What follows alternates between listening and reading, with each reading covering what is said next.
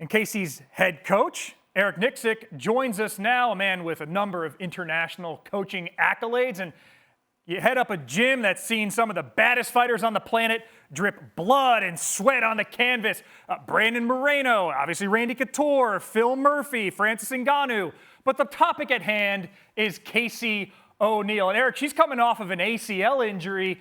We haven't seen her in a year, but still a very young fighter, 25 years old. Where have you seen her evolve the most since the last time we saw her? A pretty comfortable, albeit split decision win over Roxanne Modafferi? So anytime you get an injury of that magnitude for us, Phil, my biggest thing is to try to keep the fighter engaged in the room. And explaining to her and Francis, for that matter, that there's a lot of mental reps and there's a lot of things that you can do and partake in, even though you can't physically be on the mats and be doing the work. But with that being said, Casey really took charge in the fact of like coming out and helping people corner, helping her teammates, coming to all the sparring practices.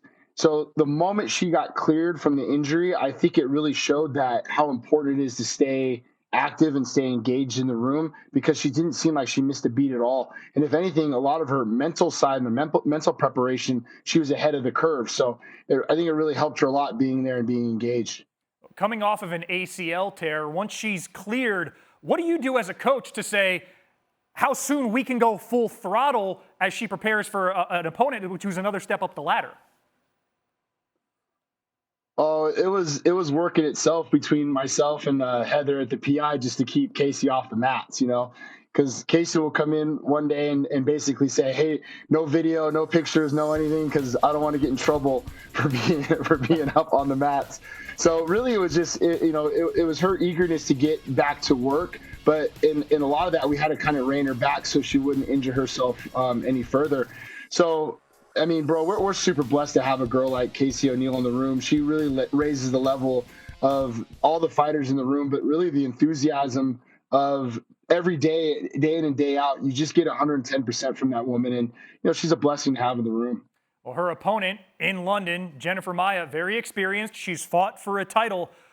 Of what does Casey need to be most mindful to continue her terrific trajectory that she's had thus far in her career?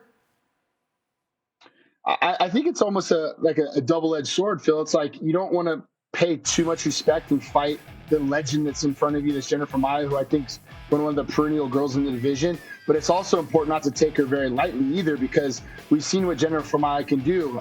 She's played spoiler to Joanne Calderwood, barring her when Joanne Calderwood had a title fight literally on the brink, but she ended up taking that fight. So Jennifer Maia is a tricky opponent, and I think it's important to give her the respect that she deserves and go out there and fight her just as if it would be Valentina or anybody that's holding the belt. When you're sitting there and your hands on the edge of the octagon and watching Casey, do her thing against Jennifer Maia, 2 minutes into the fight, what is going to be something that you're going to look for to say, okay, Casey ONeill is back and she's right on track? Well, that's actually going to be Eddie Baracco. Eddie Baracco is going to be out there with her. But for all of us, all camp and all the sparring sessions that we had, for Casey, really it was just to try to like stay to the basics and do the small things right first. And you don't have to try to wow the crowd right away. I think the O2 Arena has a certain effect on fighters, Phil. I've seen it before firsthand.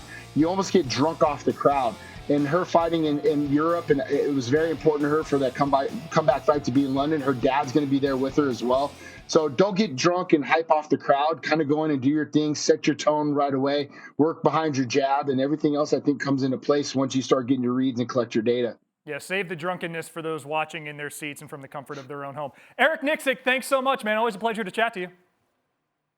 Hey, bro, you look good, Phil. When are you coming out for Sicko Saturday, man? Ah, man, just need the invite and the reason to get out there. But I went the wrong way on the weight class scale. I'm working my way up toward light heavyweight. We got to get back down toward middleweight, coach, and then I'll see you on the mat. All right, brother. Sounds good, man. We miss having you out. Thank you for watching ESPN on YouTube. For live streaming sports and premium content, subscribe to ESPN+.